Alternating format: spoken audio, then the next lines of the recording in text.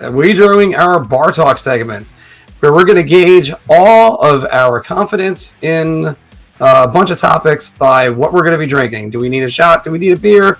Or we're going to buy everybody around. The Bruins series was a reality check for the Islanders' championship aspirations. And of course, I'm starting with Anthony. I'm going to go shot on that only because, look, the Islanders beat them 5 times. The Bruins are a good team. It's not like the Islanders were expected to roll over Boston. Like Boston added Taylor Hall. They got Rask back. And they're just a good team in general. The Islanders were fortunate enough to beat them 5 times the previous 5 meetings. So there's no shame in losing to the Bruins. It's not like the Islanders lost to, the Devils twice in a row here. They got beat by a good Bruins team. One of the games was a 2-0 game. The Islanders had the goaltending, they just couldn't score. So yeah, I don't think there's any shame in that. I still think the Islanders have the goodest shot of anybody in the East. So yeah, I mean that one's simple for me. That's a shot. John, I'm gonna say a beer, and I'm not saying it in the terms of the Islanders themselves, but I'm saying it in the fact that Boston is really now, I think, a team to not trifle with anymore. They've got their goaltending figured out. They got Taylor Hall. Like I said, Curtis Lazar is fortifying a 4th line, and they've needed that 4th line depth because they lost guys like Achari to Florida, who was a big part of their 4th line in their Stanley Cup run, and so on. And that gives them another depth piece. He's playing well with them. Hall is obviously scoring and gives them the top 6 forward that they needed.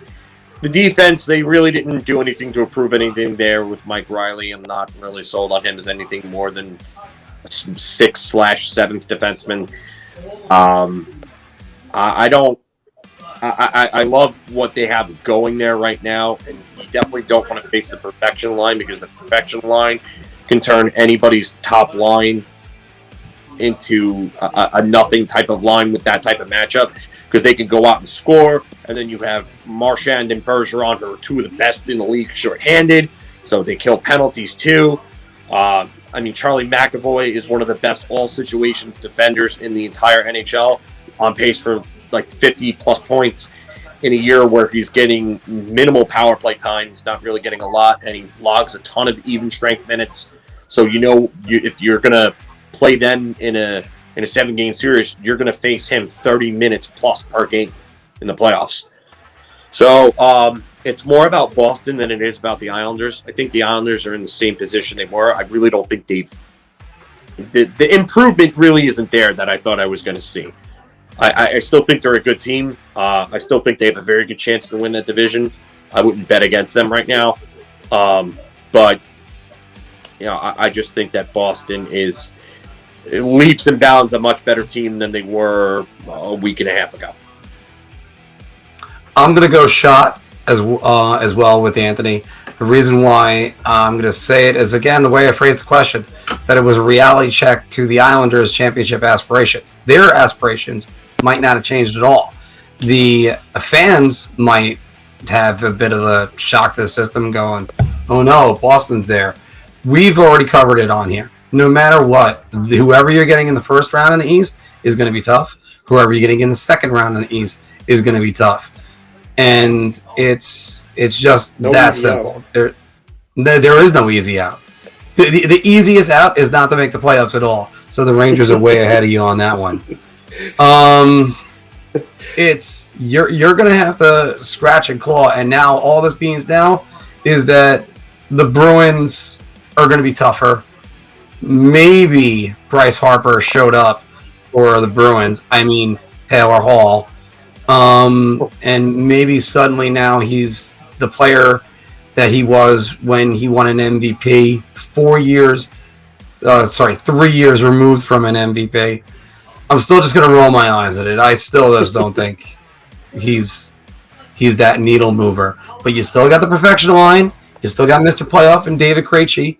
So there's definitely some other things. And as John said it before, their goaltending is fixed. So there's now a 4th rooster in the henhouse, or fox in the henhouse, whichever metaphor you want to use.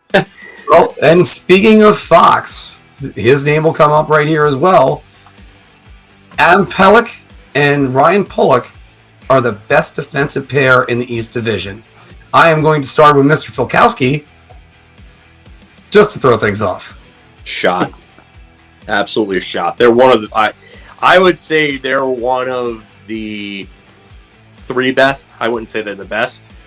I think Adam Fox and Ryan Lindgren are a better pair than they are. And I think the advanced statistics in the eye test would show you it. Are they a better defensive pair? Like defensively? Maybe. That's close too. That's really close. But I mean, you're getting... Okay, so if there even was a gap defensively between Pelech and Pullock and Fox and Lindgren, that gap would be so minute that the offensive gap between Fox and Lindgren to Pelech and Pullock would blow that gap away. And that's why I say they're not. I mean, in the East, you also have Provorov, who he's one of those weird examples of advanced statistics not telling the whole story. Because I watch Philly and I watch Ivan Provorov, and Ivan Provorov is a very good defenseman. He might be the most underrated defenseman in the entire league right now. But I mean, his pairing is good. It's just the rest of his team just tends to take a crap on defense. And Carter Hart has just been, I don't even know what to call him because I've used the term dumpster fire too many times. So I'm not even going to call him that because he's just been worse than that. And I don't know if I can find a term worse than that at this point. Marc in a relationship. I'm going to go beer. Obviously not saying around because it's not. I'm not going to be a homer. It's definitely a beer. So Buffalo, and I'll say that because, all right, so let's go through. It definitely doesn't come from Buffalo. Definitely doesn't come from Jersey. Phil mentioned the Flyers. Provorov's good, but I mean, as a pair, it's not coming from Philly either. Pittsburgh's good. Letang is a good defenseman, but again, as a whole, defensively, they don't really have like a standout pair you think of and say, "Oh wow."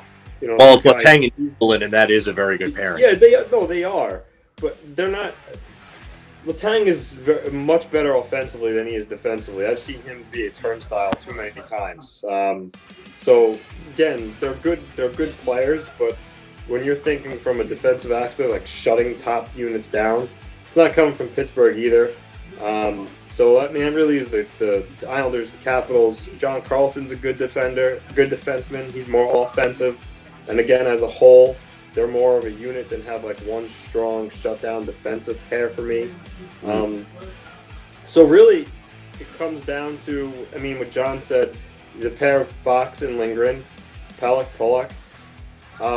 The reason why I go Pelech, Pullock, not just an Islander fan, obviously, is that they really had their coming out party in the 2018-2019 playoffs against Pittsburgh, where they totally shut down Crosby. Crosby didn't score a goal. He had 1 point that series.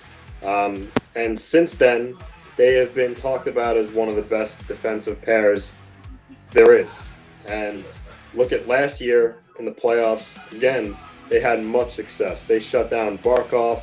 They shut down the Capitals. I mean, they almost swept them. It wasn't for one bad game by the Islanders. And Alexander Ovechkin dominating that game.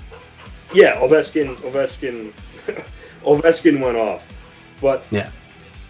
So they have playoff experience, and they've done it in the playoffs, shutting down top end talents. Obviously, the Rangers aren't there yet as a whole, so Fox and Lindgren haven't gotten that opportunity. So I think Pelech and Pullock have proved their worth at the highest level of hockey there is, which is playoff hockey. So obviously, offensively, Fox is better than both. There's no question about that. But everything as a whole, there's a playoff experience and how long Pelech and Pullock have raised their game for. I'm going to say it's probably Pelech and Pullock. I'm going to go beer. I'll give it some legs. For me, and I'm not trying to be a homer, but I kind of also am trying to be a homer at the same time. Fox and Lindgren stand out for me so much all the time. I got to give full credit to Pelech and Pullock. I think Carlson's partner is Chara, or is that Justin Schultz? And then he's tire fire defensively. Well, yeah, and Chara isn't exactly great anymore defensively. Yeah, he's not. He's a shell. Right. Yeah. So yeah, they're a little bit more on that. Who was Letang's partner again? Dumoulin. Yeah, Brian Dumoulin's a pretty good defensive.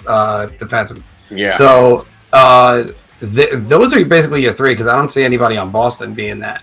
So it's if those are your three lines, then it's at least a beer. I mean, it's definitely not a shot, and I'm definitely fine. Beer for sure.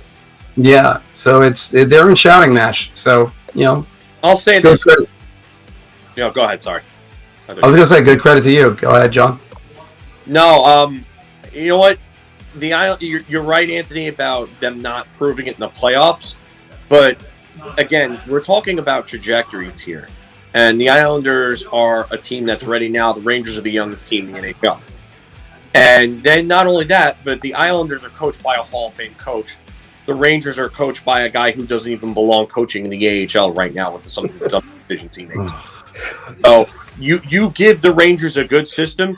And not only that, but the Rangers defense improved last year from being an even worse tire fire than it was to actually a halfway decent group overall, because they put Jock Martin behind the bench instead of Lindy Ruff, who wanted to run his defense like it was 1980s Edmonton Oilers. So you're talking about playoff experience, but coaching and systems absolutely matter. And that's why Fox and Lindgren, the numbers that they're giving you and the advanced statistics on them are through the damn roof. Adam Fox has better advanced statistics than Victor Hedman. And Victor Hedman is widely considered to be the best defenseman in the league.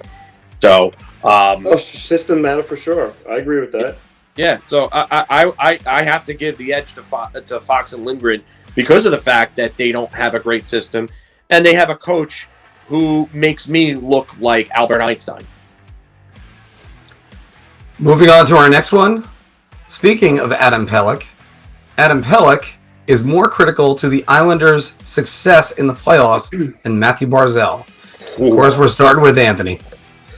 Yeah, I thought about this because when Pelech went down with his ruptured Achilles that he got in that fluke soccer pregame warm-up was obviously before the world shut down, so I think it was in January.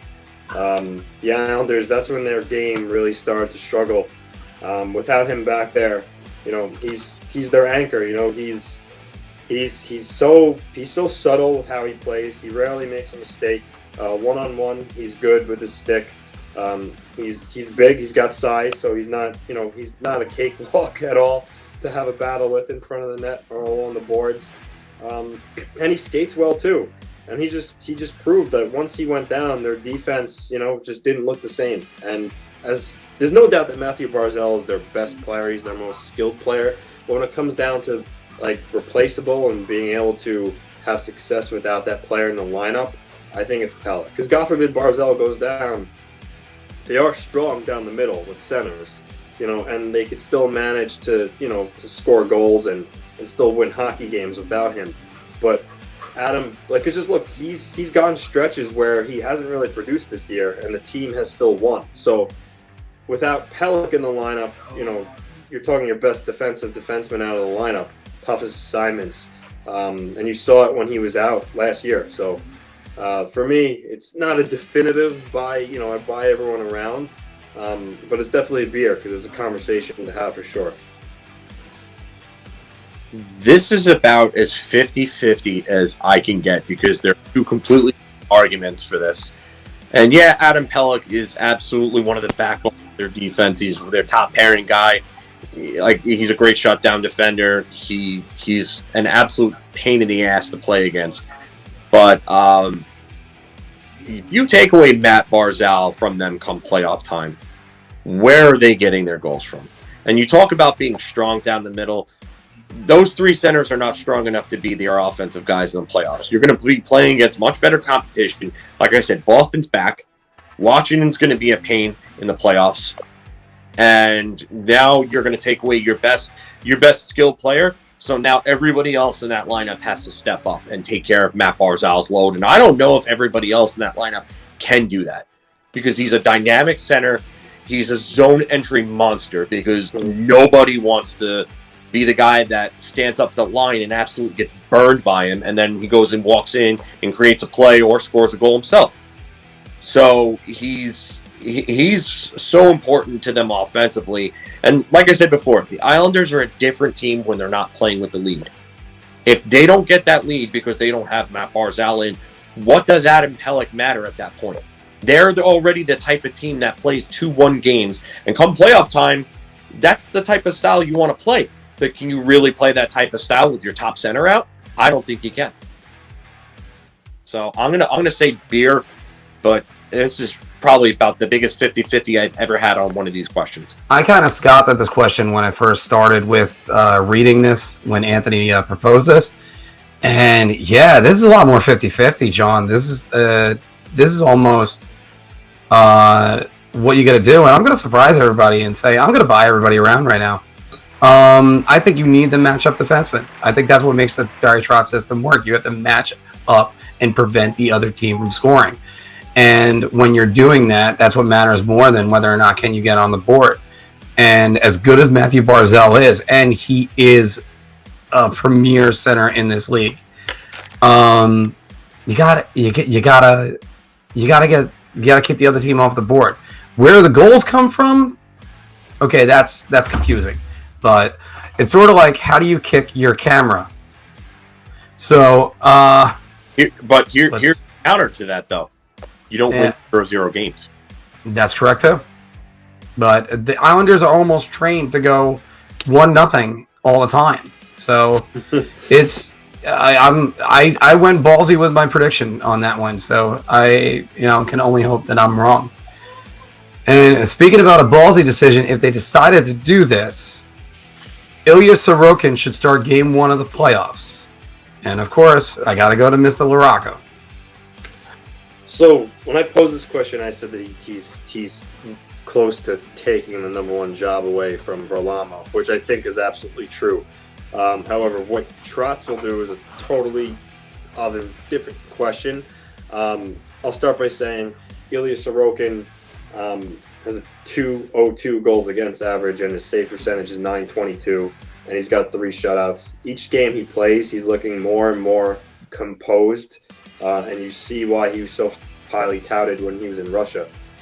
Usually for athletic goalies like him, they get too out of control with their movements because they move at such fast speed that they can find themselves out of position. But Korn has been working with him, and he's been calm in his movements despite his athleticism. And I just think that's show he's getting comfortable with the NHL game. And you clearly see why he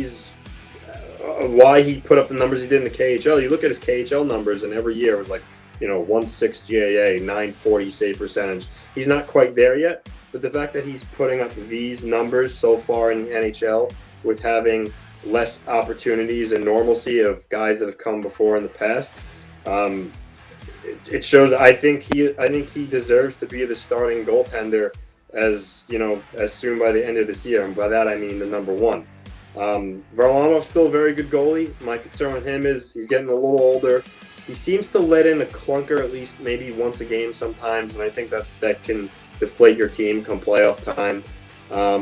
But the writing's on the wall. I mean, let's face it. Everyone knew when the Islanders let Leonard go after a Vezina caliber year and they bring in Varlarmov, the writing was on the wall. Okay, Varlarmov's a friend with Ilya Sorokin. It's a Russian contingent to help convince him, make him feel comfortable when he comes over. Sorokin's going to take over, so why not? If he's earning it with his play, why delay the inevitable and just let him run with it? Because he deserves it, in my opinion.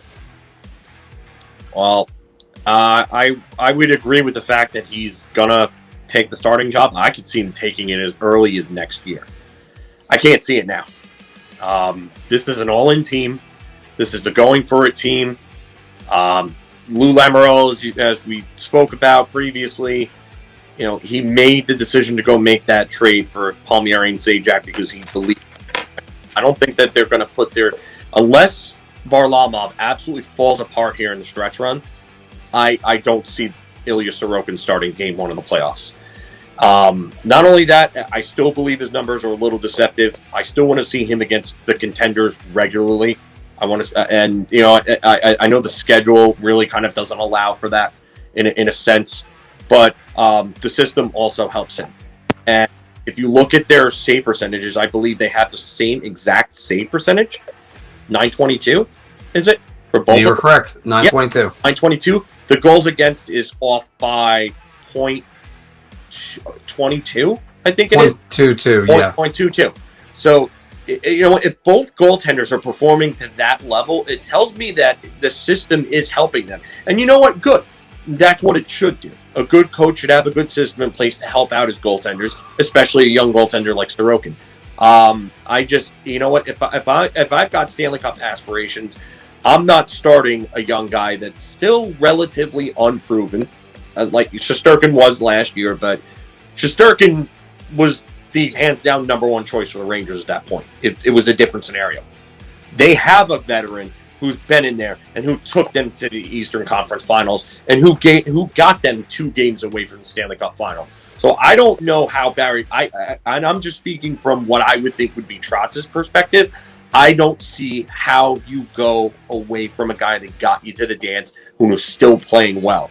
You want to talk about next season and forward? It's Sorokin's net, absolutely, but not now. So, not.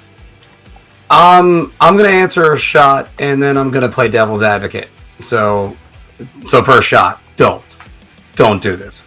Secondly, Ilya Sorokin has been playing very well, and Barry Trotz did start Mikhail Grubauer over Braden Holtby en route to the 2018 Stanley Cup. And Grubauer lost the first 2 games to Columbus.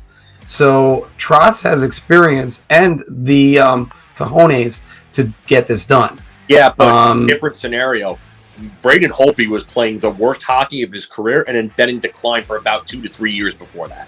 Yes. Well, maybe 2 years. Yeah. I mean, 2016 he won the Vezina Trophy. Yeah. So 2017 he was bad, and 2018 he was bad. And this year he's not very good right now. Mm-hmm. So Varlarmov still looks like he's up for the task, so I wouldn't get too far away from him. That I think that's just simply put. Remember, you go with the veteran. And it was Thomas Greiss who got them to the Eastern Conference Finals with the Game 7 win against Philly. Trotz went with Greiss over Varlarmov because Varlarmov really took a nosedive in that series against the Flyers. And then Greiss from there started Game 1 against Tampa Bay in the conference finals, but then Greiss got lit up in Game 1, and he went back to Varlarmov. Just another example of it shows he's not afraid to switch things up if the situation warrants it. I would agree with you both if Varlarmov wasn't playing well, but Varlarmov is playing well, and the numbers still playing good enough, yeah. Because throughout wins and losses, because everybody knows that defense is play tighter when the backup's in net. Everybody knows that. So that's why sometimes backup numbers on good teams, like with the Rangers, were under, in their prime years with Lundqvist, the backups had really good numbers. Cam Talbot had him, Ranta had him. Biron had him. You could take more chances with the backup. You could take more chances with your starter. Yeah. Look at Dominik Hasek. Yeah, exactly. So, but I mean, the save percentage and the goals against are so close. And if you watch the games too, you could see that Varlarmov is playing well. So, like I said, future, yes. Now, no.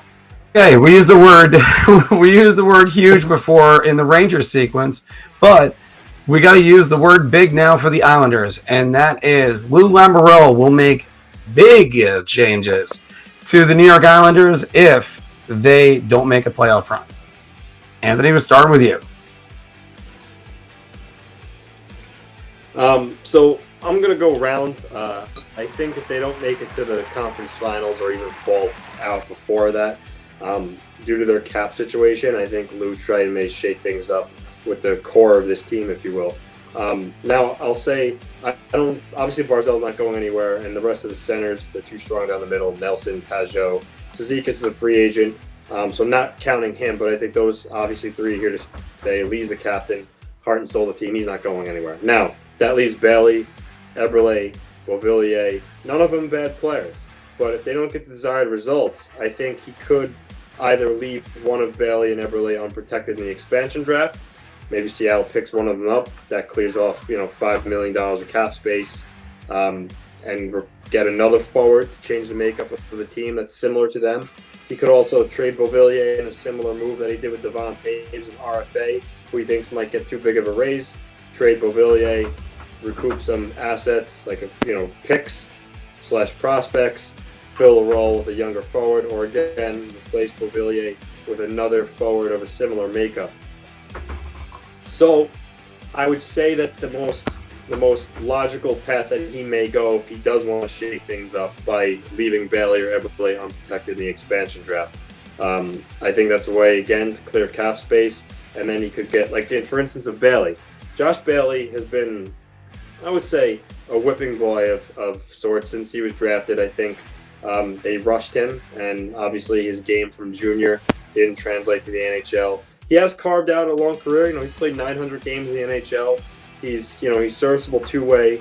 Even without Tavares, he's a 45-point guy. He's a good playmaker, so he's not bad. But he's drawn the ire of a lot of fans. Being that they somehow do struggle to score goals sometimes, if you replace Bailey with a forward who can score, that could help change the makeup of their team. So I think that's a very possible scenario.